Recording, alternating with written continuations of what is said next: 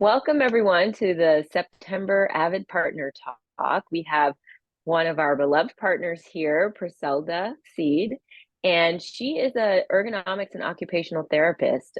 We often use her for patients that come in with neck, back, wrist, also shoulder pain, because most of us are spending our days working at a computer or looking at our phones, and thinking about how we interact with that equipment was really important for our patients to get better and stay better. So that's why I wanted Priscilla to come and talk to us about the wild world of ergonomic equipment and sort of dispel some of the myths that we all hear and help us feel better about, making good choices. So Priscilla, why don't you start out telling us a little bit about yourself and, what you do? hmm So I am an occupational therapist, and I started off working in ergonomics a few years back. I was working at a pain clinic, and I realized that a lot of the patients that were coming through were injured on the job site. Some of it was industrial, but some of it's kind of fine motor, so computer work, right? And I realized that the smallest changes can make a huge difference down the line, and that's where my interest in ergonomics was sparked. And since then I have worked in I work on my own as in my own business, but also before that I was working for Uber, at their headquarters, where we kind of just went around making sure everybody was set up correctly from day one to prevent any sort of work related injuries, right? And yeah, that's how I got into ergonomics. And like I said, the smallest changes make a big difference in employees' lives. And it's always nice to see the minute you adjust the chair and people are like, oh, I feel better right away. And yeah, that's what keeps me here. Mhm. That's fantastic. Well, let's just dive into, first of all, talking about what does the word ergonomics mean? Um, what should we think of when we hear that word? Well, ergonomics really, it's a whole field of study. And architects use it, people like myself use it, but really what it is just adjusting a workspace to fit the person's need.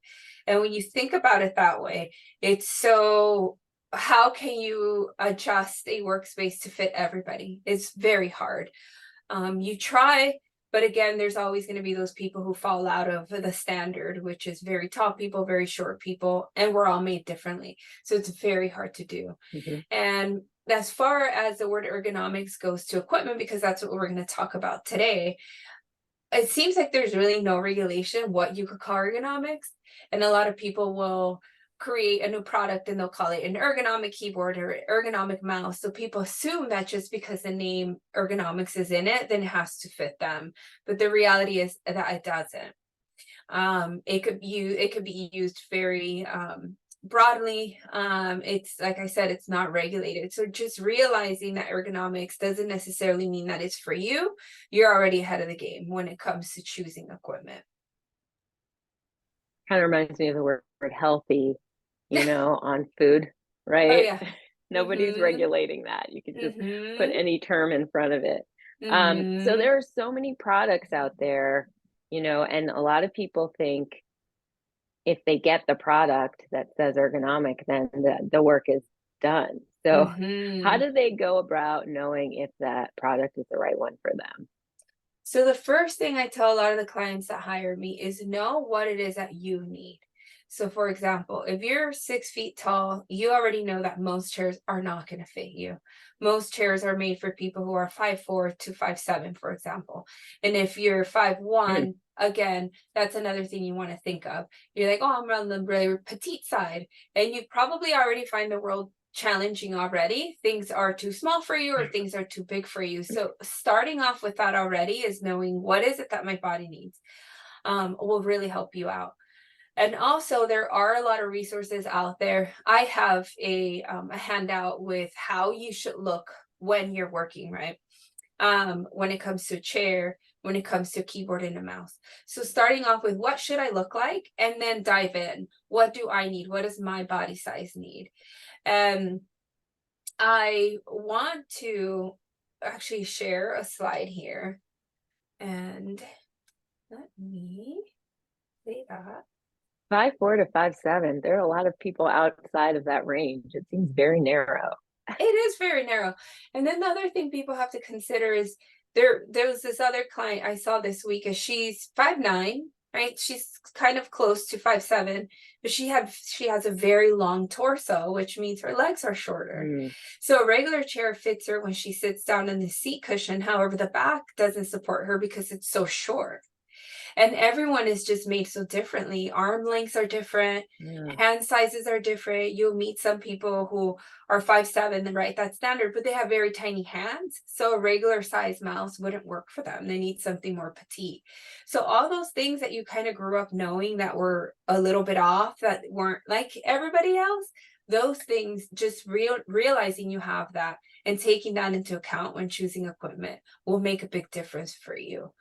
And what I want to share here is an example, and this is a let me start sharing, and then I'll change to play here. So for example, these are some of the risks that you see, and I could go back to this slide, but I want to share mostly for the ergonomic question you just asked for, some of the things that people advertise, right? So for example, here, I don't know if those of you who are calling in could see this, but this is a perfect example of, this is an ergonomic chair that IKEA sells. You see model A, that's in the IKEA catalog. So if you look up this chair, you'll find this guy. And you see it and you're like, okay, it looks nice. It looks like it fits this guy. But then when you compare it to the two other people, you could tell that it looks different in each person. I don't know if you're able to see that from the picture. That's me in the middle. I'm 5'8". That's my friend in row C. She's 5'1". So if you see the difference in the chair, just knowing, okay, I'm more of a petite size. When she sits, practically she can't really scoot that much more far back in the chair.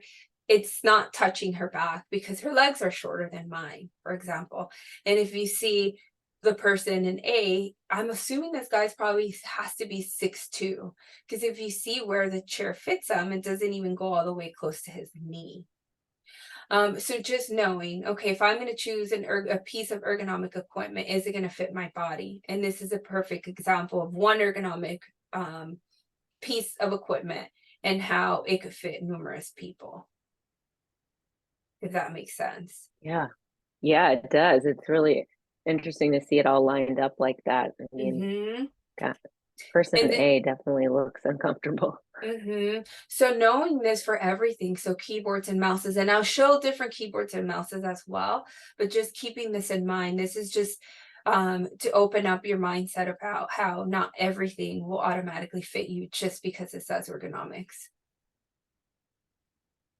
So if you're, let's say you're not an individual, because we have several corporate clients, if you're trying to choose things for a team, what Mhm. would you recommend to someone who's managing them?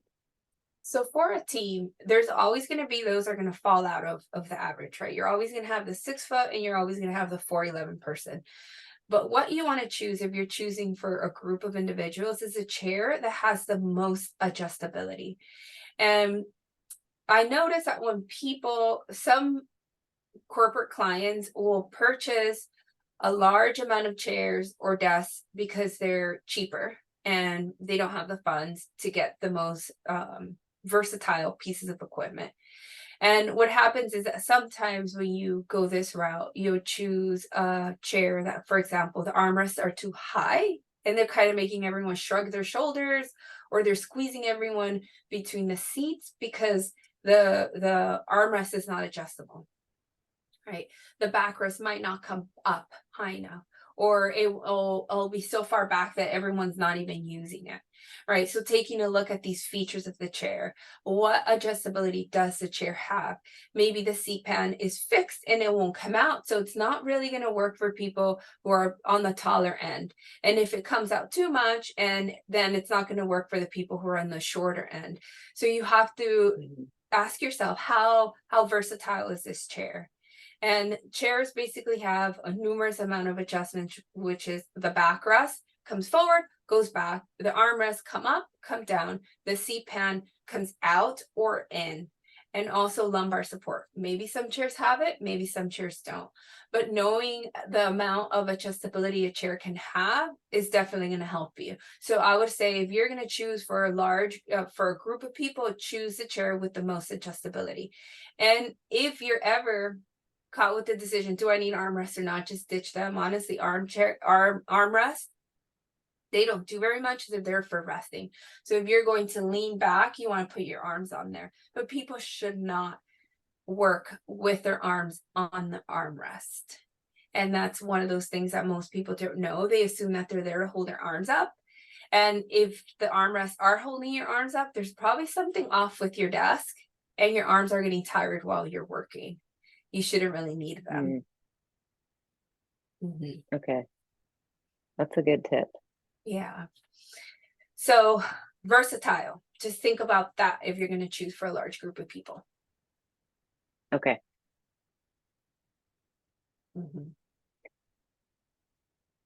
Did you want to show us other equipment or for this other products? For this slide, for that question, not right now. I actually have a few other slides. Okay. Okay. I guess I could. Okay, and I could stop sharing. I guess. How much would you expect to? Yeah, you can talk about whatever you want next. I mean, chairs are probably the biggest expense item, I would imagine. Yeah. Desk, so maybe. As far as chairs go and prices, I find that a lot of people want to, and I could stop sharing since I don't have a slide for this, but I find that when it comes to chairs, people want to save money or they want to buy online, and they'll find a chair that they think works, that looks nice on Amazon, and they'll order it. But the way you want to see chairs is you want to see them like shoes, right? It's very hard to find shoes online that are going to be comfortable unless you know the brand, unless you know your size and you've had them before, you know that those fit. Chairs are the same thing. Right. I usually suggest that people try chairs. I tell my clients to visit furniture stores, for example, Room and Board. They have one in San Francisco. They have all of the high-end chairs. And some of these chairs cost $1,000 to $2,000 and they're uncomfortable. So you go there and you're assuming, well, this chair is $1,000, is going to be a good chair. And you buy it online, right. Then you get it and you're like, zero, I can't adjust it. It doesn't really support my back. And you're like, well, I thought it was a nice chair. And that's why I tell people, always try on a chair. So go to a store, try it. And then if you're on a budget, you could then find a reseller who's more than likely purchased it from an office that has closed, repaired it, and now sells it for half the price. So there's ways around. You could buy an expensive chair that's used, or if you really want to get an expensive chair, you could get one with a 30-day guarantee you could return. For example, Room and Board does that. Design Within Reach as well. They do that. You could return a chair if it doesn't suit you after 30 days. And so one of the things is I really tell people to avoid buying chairs online that are more on the cheaper end unless they've tried them, because some are good, but again, it just has to fit your body, and it's hard to gauge that when you're buying a chair online. So you could buy something cheap. Hopefully it works, and it could cost you $100 to $200 on Amazon, or again, something very expensive that might also not work. And so it's, especially with chairs, it could be from $100 to $2,000. And the higher, of course, once you choose a chair, also another thing that could affect the price is how customizable. I do get a lot of people who will ask me, I want a really nice workspace. I want it all to match. I want a beautiful ergonomic chair that's white. I had a friend who told me that. I'm like, wow, that's a lot to ask for, because you want the color, you want it to be beautiful, but it has to be versatile as well. And I found something for her. Actually, I took her to Design Within Reach. She tried it on. She's 6 feet, so she needed something larger. And I told her, this is the brand, let's find it. And she found it for half the price for a reseller. I think she ended up buying two for $600 each versus $1,200 for a new one. But again, Wow. so you can customize and play with those Okay. numbers. Yeah, and we see people who are saying, "Oh, but I just bought this chair, and Yeah. what am I going to do now? I can't return it," you know. And so we used to give people some sort of home hacks, things that they could maybe Mhm. self-adjust their chair. Do you have any suggestions for, especially for the lumbar Yeah. support? I think that's one of the Mhm. things. And it's so sad. I walk down the street and I see all these chairs on the sidewalk. And I look at them, I'm like, did they just buy you? Did someone gift That you that poor chair? discarded Because chair. you see all the chairs on the street. And I wonder, did someone give this to this person? Did they just buy it and it just broke? It stopped working. So you could definitely add things to your current chair. So let's say your chair is too big for you. It doesn't support your back because you can't sit all the way back. The seat pan's too large, right? You could add lumbar support. You could find some sort of cushion that you could strap onto the chair. So then that way it comes out more from the back. So then that way you could actually lean back and use at least that back cushion. Um, there's also seat cushions you can use. So then that way it has more support on your bottom. You could use that as well. The only caution with that is that it will lift you up higher. So you want to be sure that if your chair is high and you can't drop it more because you put a cushion on it, that you have some sort of footrest if your feet are not touching the ground. And that's Mm, and that's the thing with ergonomics. You change one thing and then it lacks somewhere else. So it's almost like you're always playing a catch-up game when it comes to when you start to modifying things. And so definitely you could consider a back cushion, a seat cushion. You can also get creative. For example, if a chair is uncomfortable because the armrests are in the way, flip the chair over. Maybe you can take the armrest off. Some people will unscrew them, take them off. mm. So you could see what you could do if you're handy with the chair before you toss it out and get a different one. But chairs are one of the most challenging things to find for people. I'm Mhm. picturing like a chair graveyard. Very sad situation. So many chairs, so many chairs on the sidewalk. They're like leaning If over if on no the one, side. Huh? yeah, if no one started a chair exchange program, that seems like a great business idea, you know? Wouldn't it? Bring your chair in, swap it out for another Yeah, one, swap try it it out. What out, should it look swap it like? out. That's not a bad idea. A Uh, pop-up chair exchange day. I feel an event coming on. Um, Griselda, are you going to talk about other equipment like a mouse or like I other sure things? can. Let's take a look at some of these mouses. That's another question as far as price point that I get asked. Right. People assume if a mouse is expensive, then it has to be good. Not necessarily. Let me show you here. Let me see Yeah, which I guess one. the question is what's the thing that's the hardest ergonomic equipment to choose? You know, we have keyboards, you have mouse, you got Hmm. table, monitor. We have definitely the chair has to be one of the most expensive and most difficult because everybody's a little different. They need something different on their back and their legs. A desk is fairly easy. And I don't have that many desks on this slide, but I could talk about adjustability for a desk. Let me see here. I guess I could just talk about that because I don't have a Yeah, slide that's for it okay. Maybe just unless, yeah, actually, yeah. So when it comes to a desk, the one thing that I've realized is that most people who buy fixed desks, so if you have a fixed desk at home, it's going to be 29 inches high. And that's very tall for most people, which means most people have to bring up their chairs if they have one that comes up so that they could comfortably reach their desk. And actually, I do have a slide that I could share for that, and I'll walk everyone through that. Um, so that's the standard desk height for a 29. non-adjustable or okay, 29 Mm-hmm. inch. It's 29 inches. And so let me share here. I wonder where these things come from. Some sort of averages. There decided is that. there's averages, but I find that 29 is high even. So if you see here, this desk here is, let's say it's 29 inches.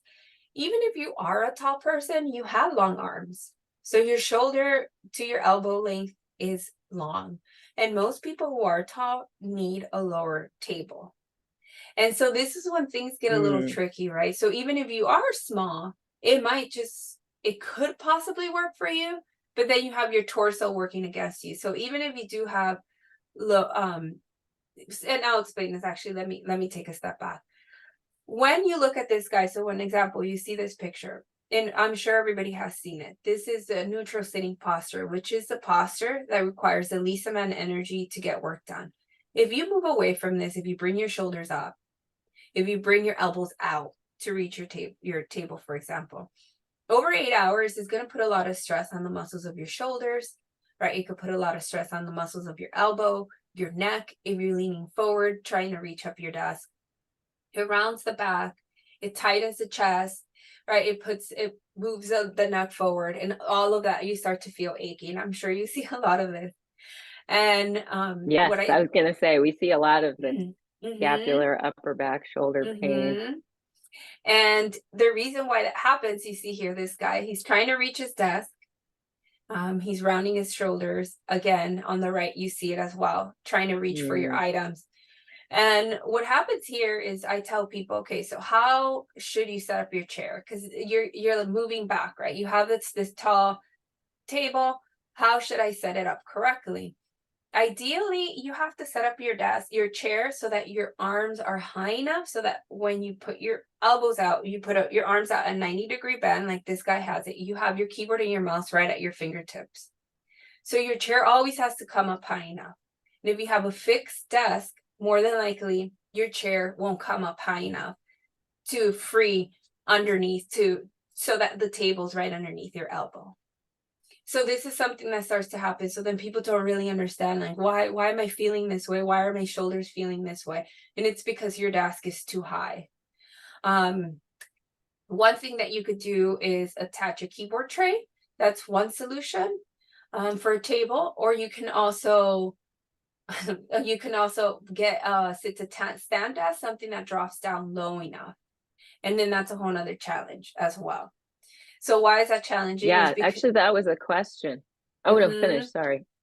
We yeah. had a question about standing desk, so Okay. I'm not seeing the chat, so let me know what you see on there. that's okay. I'll be in charge of it. Do Mm-hmm. you recommend standing desk? That sounds like you're about to get into that. Yeah.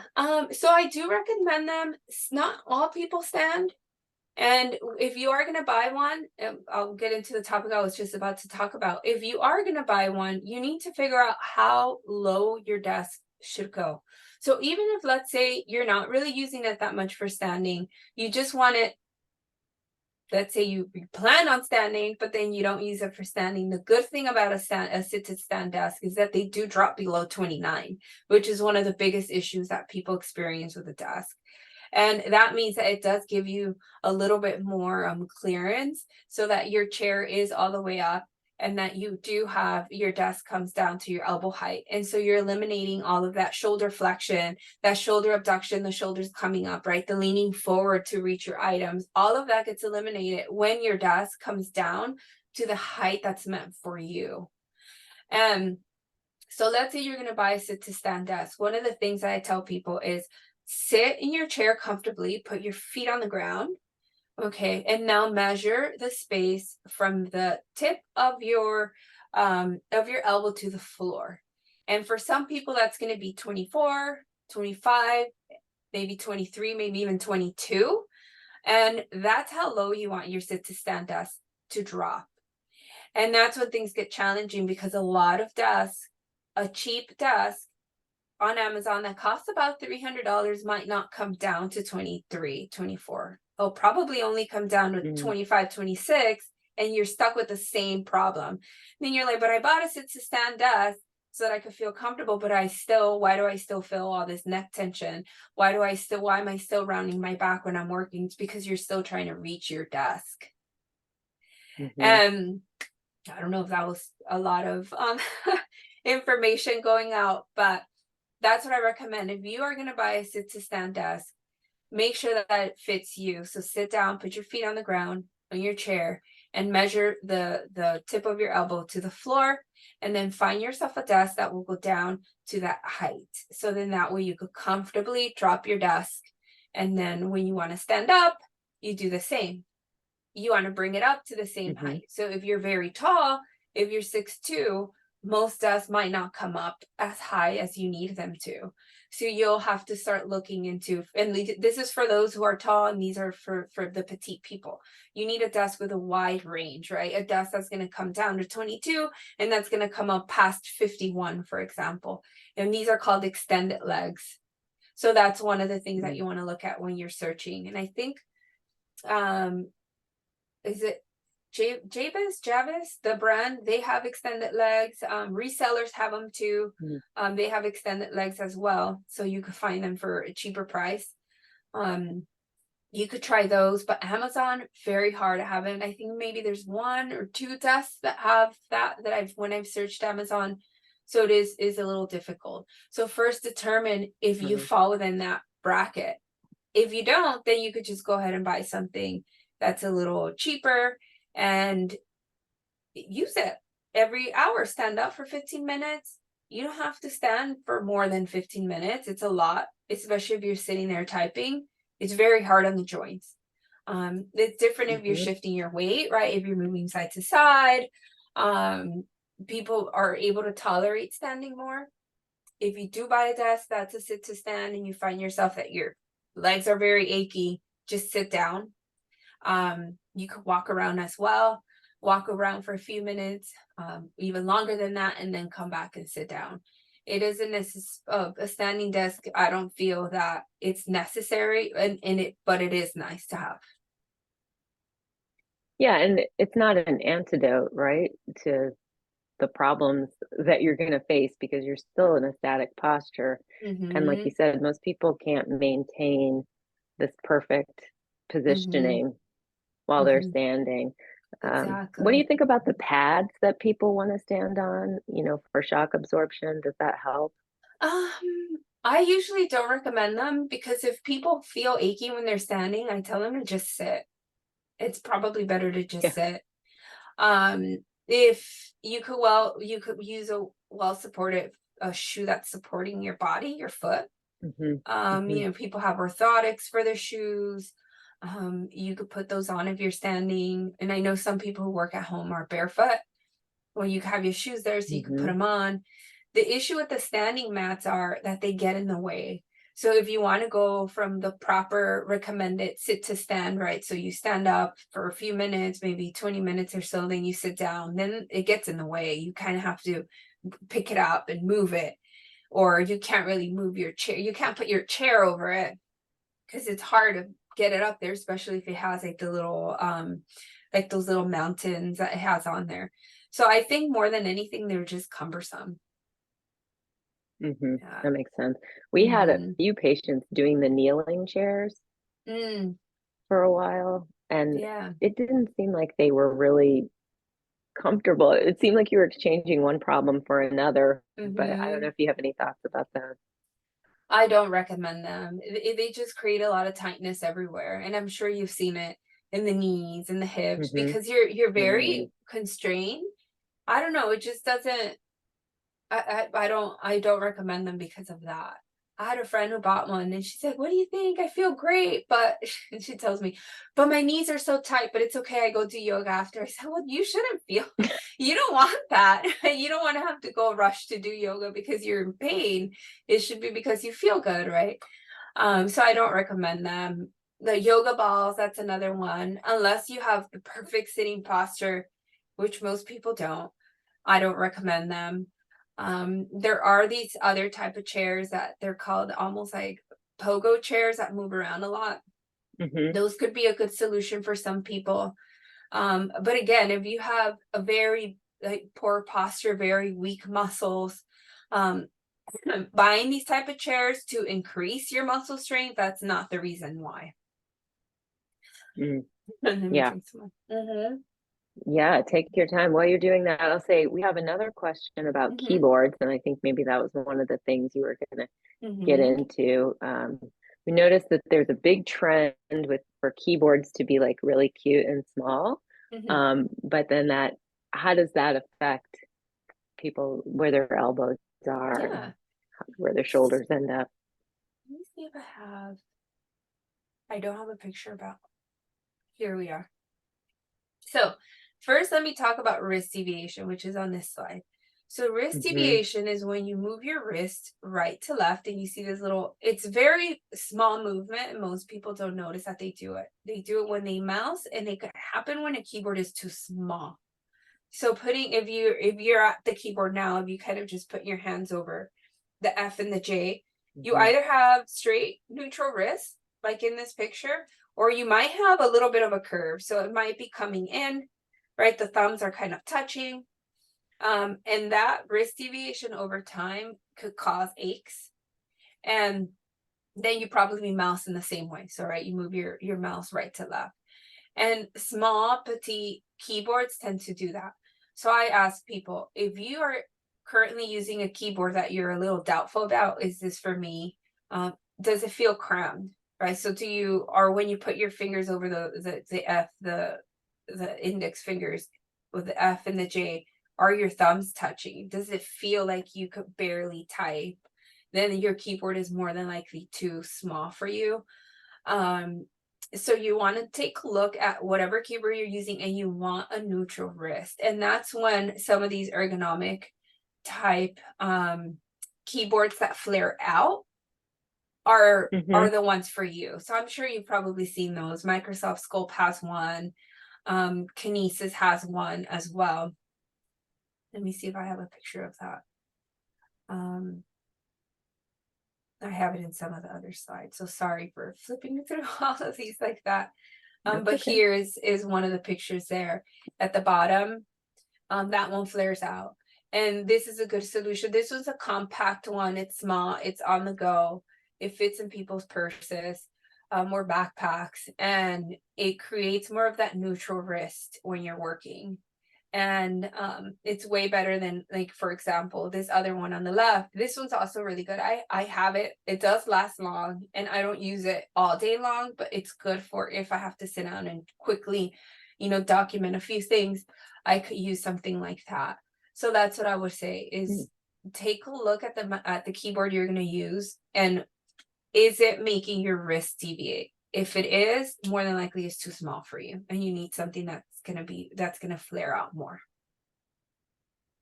And that's And why then it's good to have an external keyboard, right? Not necessarily use the one on your laptop because you can't adjust that. and that's the other thing. And some of the equipment that I recommend people absolutely have is an external keyboard and an external mouse. And I'll tell you why. And you probably saw this during the pandemic. A lot of people were sent home with only a laptop. Um, so then you're trying to work, right? But it can't be too close. It has to be far away so you could see it. So then you have to reach for it. So it's rounding your shoulders and it's one thing after the other and another.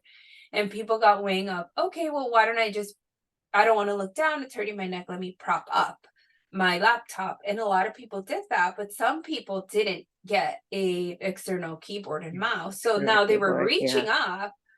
I had this woman who I did an ergo assessment on, and she had her laptop on a box. So it was right at eye level, which is great, the monitor, but she was reaching up to use it. And she had so much wrist pain. And I said, you really need an external keyboard. I'm glad that you're saving your neck, but now you're hurting your wrist and you have a lot going on in your wrist. That's the one thing, you use your hands for so much. You don't want to go there. Hmm. And so here's a picture of some of the advertising you see for ergonomic equipment, right? You have the guy reaching up for the keyboard, and again, that's not neutral. It's an extension, again, which is very similar to that wrist deviation that we talked about with the keyboard. You want to eliminate that. You want straight wrist. So having an external keyboard is absolutely necessary. I feel that most of the time, it's going to benefit you to have one of those, an external keyboard and an external mouse. Yeah. Was there another part to that question that I missed? No, if you want to move on to the mouse, I think Mhm. That's a good segue because Mhm. there are lots of Yeah. ergonomic looking things that you Yeah. could buy. Another thing I can talk about, actually, I'll move on to the mouse, but since this is up, we could also talk about monitor laptop risers, Oh because yeah. we are working on our Hmm. laptops.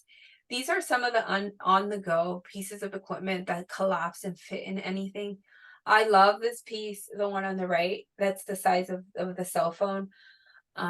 It's Mm, very neat. You could take it anywhere you want. And it'll prop up your laptop, and then again you could use your external keyboard and mouse. Some people are very tall, so that's not enough. They could use this other piece on the left. And let's say you're a minimalist, and some people are, I don't want anything. They're like, all I'm doing is going on meetings. I don't really need an external keyboard and mouse. I just want to prop up my laptop, but I don't want to carry anything. Some people are like that. So there are other pieces of equipment that you could consider. For example, this one on the left is just a sticker. I think it's really cool how you could just mm, stick it onto your laptop and it comes up and it just goes with you. So there are solutions to okay. everyone. So when choosing all of these pieces of equipment, you want to be sure that it fits your lifestyle, right? That you're going to use it.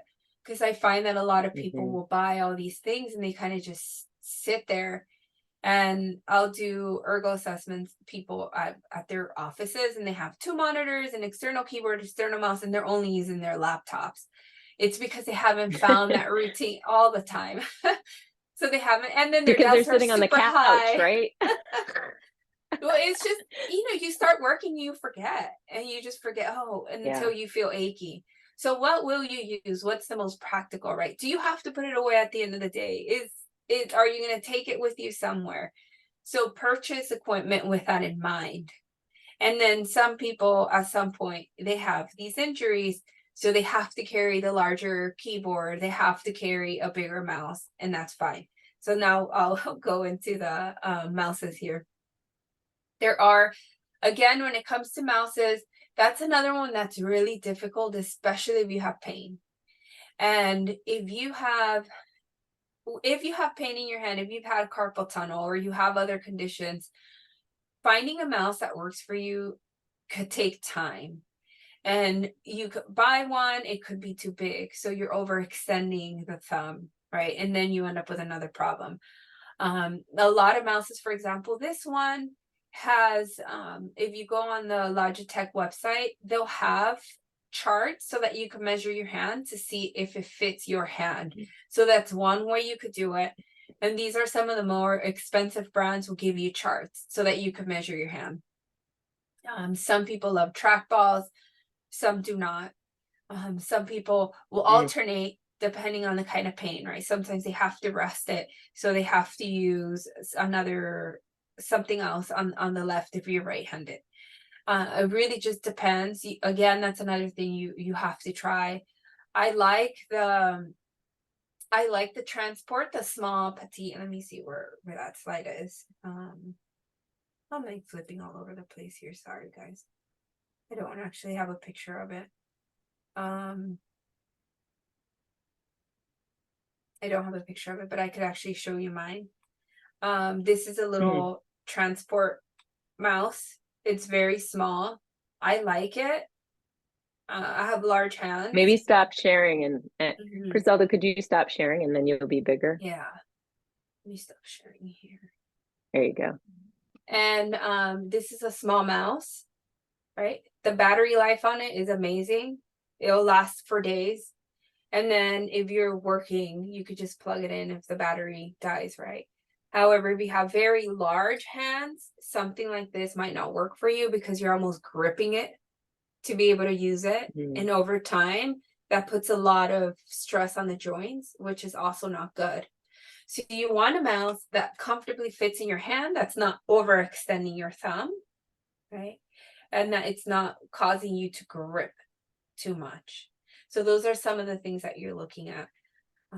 Sometimes I do recommend that people try different mouses on Amazon. If it doesn't feel comfortable right away, you could return it, try another one, right?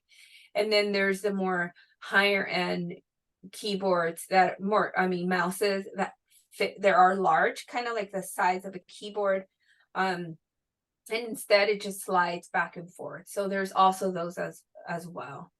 Hmm. So it really just depends what you're going through, how you're feeling. Um, that would determine what kind of mouse is going to work for you. And Mhm. that's a lot of what you do, right? When you meet with a client, is you hear about what they're feeling Mhm. and sort of make suggestions based on that, as well as what their body looks like. Mhm. And it's a lot. I feel like with ergonomics is a big puzzle. You're just trying to figure out what works for the person. For example, I had a client the other day, she worked with a lot of numbers. She worked at a bank, so she needed to use the number keypad a lot. However, she was very petite, so her keyboard was taking up all this space, which meant her mouse was all the way to the side, all the way far out to the No. right. And so it was causing a lot of elbow pain. And so one of the solutions for that is to bring the mouse in so that it's within that working space right in front of you. However, she needed the number keypad. So we had to find a smaller size keyboard altogether with an attached Mm, keypad, one that didn't deviate her wrist, right? And then a mouse that mm, could come in as well. So it really just depends on the size of the person and their problem. And that's what I okay. typically help people with, especially if they're in pain. But I usually recommend that people don't wait until you're in pain to make these adjustments.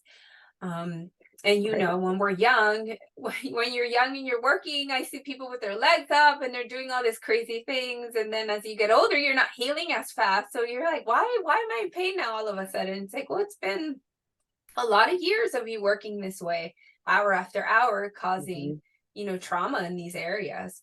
So you want to change, you want to make adjustments before you get to that point. Yeah. That's a really good point. Should be proactive. Also Mhm. helps for lots of things.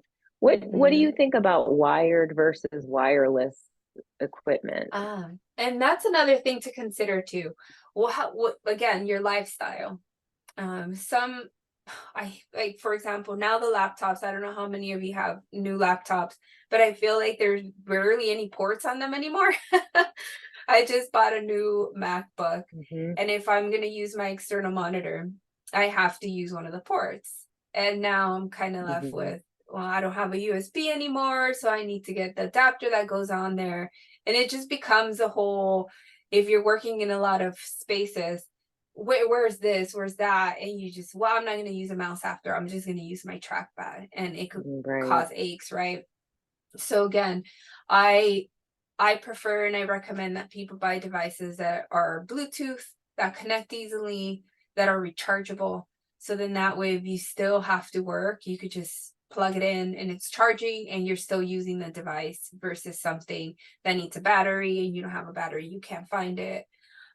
Something that needs a port. Oh, I don't have a disposable port, so I'm just not going to use it, right? So make sure that you think about Mm, what's going to fit your lifestyle. So yes, I recommend Bluetooth and rechargeable, okay, which sometimes is hard to great. find with some pieces of equipment. But if you do a little bit of digging, Amazon will tell you. Amazon will recommend them. They see what you're looking for. They know. They're probably hearing this conversation. Um, Mhm. so let's say most people are in hybrid work situations right now. They're going Mhm. from home to work some days. What should they do about normalizing their setup? Well, once you know what it is that you need, right? Once you know that you need a table that's this high, you could basically now, I'm not gonna, especially if you work in an office that has, they call it, what do they call them? The shareable workspaces, right? Find one that it's not a stool height, right? It's not tall, something that's shorter that's going to fit you, and just have your equipment with you. Know what it is that you need. You need your mouse, you need your keyboard, and you need your laptop riser. Find the sizes that work for you, whether it's the stick on, or whether it's something that collapses and fits in your purse, and just move around with those items. See how you feel. Always have them with you. Make sure they're charged again, or long battery life, and just be comfortable with carrying those things around, because at the end of the day, 8 hours, I've seen some people that immediately start to feel pain after injuries, right? Um, when you make adjustments to their workspaces. I had a client the other day who had an injury of years ago, and we made adjustments to his desk, and automatically he's like, oh, I already feel pain up my shoulder. He can't even drive for more than an hour before feeling pain as well. So don't get to that point, right? Make sure that you're preventing Mhm. all of that. Carry the devices that work for you, that's going to fit your body when you get to wherever it is that you're going to work. And there's so many things out there. And I feel like now, even after the pandemic, there's even more. You don't always have to buy Yeah. the expensive brand. You will more than likely find something comparable on Amazon that's cheaper, so that it could fit your body. Yeah, that's a good segue into what do you think is okay to buy secondhand and what should you avoid? Mhm. I think you could buy everything secondhand as long as you know that it's going to work for you. If you've tried the Okay. chair and you know that's the one that's going to fit me, find it online. Maybe somebody's selling it because it didn't fit them, or maybe they got it as a gift, right? You could go on Craigslist, like I said, resellers. You could go to resellers, call Mm. a few of them. There's a lot of them here in the Bay Area. And you know the name of the chair, the brand, call them. I've found monitors online. You could find keyboard, mouses online. I think you could get everything secondhand.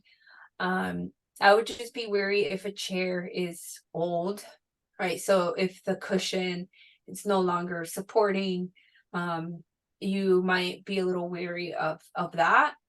Um, but again, you could kind of see a chair and see, or try it. Go over there and just try it, right?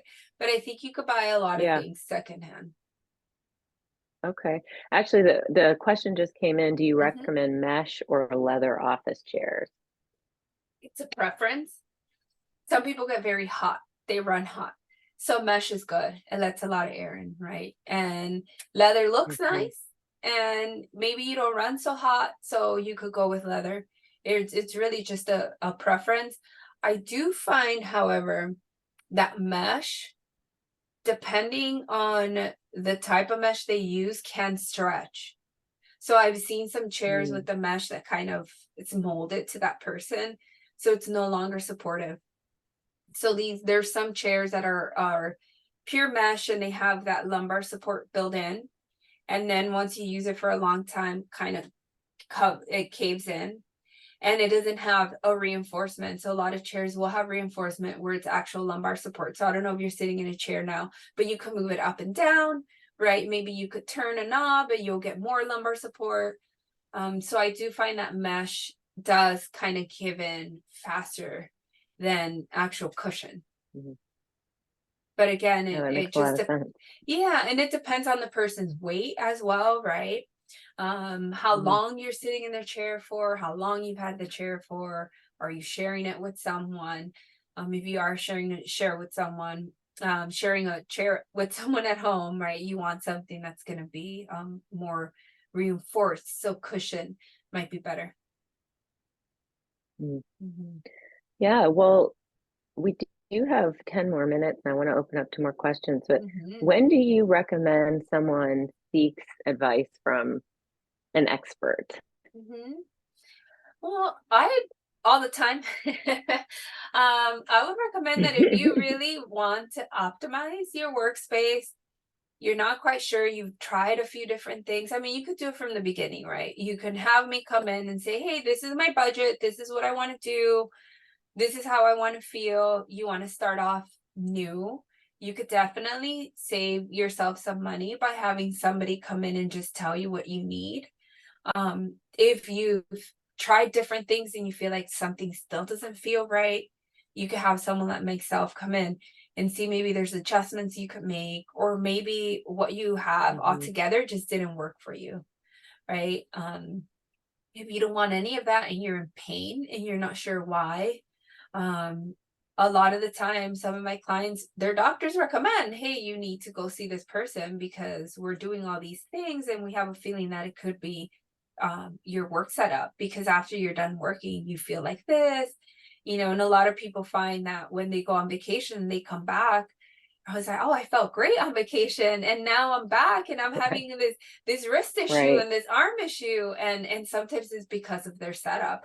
So if you find yourself feeling a little weird at the end of your workday, more than likely there's something going on with your workspace. So you could definitely ask someone for some help with that. Yeah. Yeah, that's why we're great partners, right? Hmm. I think almost every patient we see could benefit from seeing you, because even if it wasn't caused by their workspace, it might be perpetuated by their It what aggravates they're it. doing. Hmm. Exactly. Yeah. And I think a lot of people don't want ergonomics because they feel that, oh, it can't be my work, or I don't want to tell my job that I'm feeling this way. Mm, And sometimes it's one body, right? We don't leave our body in the office. We take it with us. So what you do at home sometimes could just get aggravated at work, or what you do at work aggravates what you do at home, and it's just all, you have to see it as one thing. So why not optimize mhm. everything, not just you go see your doctor because you don't feel well, but then go to work just to cause the problem again, right? Hmm. Right. Yeah. And one of the things we tell people, you could have, like you said, the perfect setup, but if your body's telling you to move, it's probably too late. You should probably set a timer where you take Yes. some breaks, you get up, Yes. do, Hmm. even if you don't do specific exercises, although we often recommend our patients do a little bit of their rehab when they take those breaks Hmm. and like spread it out through the day. But it's a good time to go for a walk, like you said, or I don't know, dance to Hmm. your favorite song, or just Hmm. change posture, get the blood flowing, right? Right, right. And that's what people don't understand. It's kind of when they say, right, when you're thirsty, you're already dehydrated, right? If your body's asking you to move, it's those are cues. Your body's telling you something. And a lot of people ignore them until they're in pain. In pain, it's kind of late. Something's going on, right? You want to get to it before it gets to the pain. um but movement works so much. Some people, when they don't have, let's say they don't have the funds, or they're moving, and I have to stick to this what I have now, you can't make adjustments. What we recommend is offsetting by moving. Get up, right? If you're going to take a Oh, meeting, great. take your laptop, put it on the shelf, put it on a dresser, kind of shift your weight, move around a little bit while you're taking that meeting, then go sit down, right? Or take it standing, walking around the block, do a phone call instead. So there's always ways to offset that, but a lot of it is it's movement. It's movement, stretching, dancing, like you said. Um, Hmm. How can but people find you if they want to work with you? You could find me on my website. You could email me. My Should I put my email here? You can Sure. email me. You could visit my website. Um, And that's ergotherapy mhm, dot, you're gonna put in the chat. Okay. mhm. I don't It's want to my say the wrong website. thing. Yeah, and Okay. So ergotherapy dot mhm, us. and I am interested. I wonder if people would be open to doing an ergonomic equipment swap one day. I wonder, because I feel so many people have things that they don't need. Everyone I talk, so many of my Hmm. clients, I'm like, oh, but you have more stuff over there. I see three mouses on your desk. Well, I tried this one, then I tried that one, then I tried this one. This one didn't work. And there's a lot of people out there struggling with that. Okay. Hmm. Well, we've got the space at Avid. I think Ergo Swap Meet. You heard it here Hmm. first. Yeah. Let's try Well, it. thank you so much. Mhm. Yeah, this has been really great. If there are any final words, let us know. Otherwise, we'll wrap up and we'll make sure that we have this recording available who those weren't able to join us. Mhm. I don't have anything else to say, but stay healthy out there, and reach out for anything, any questions.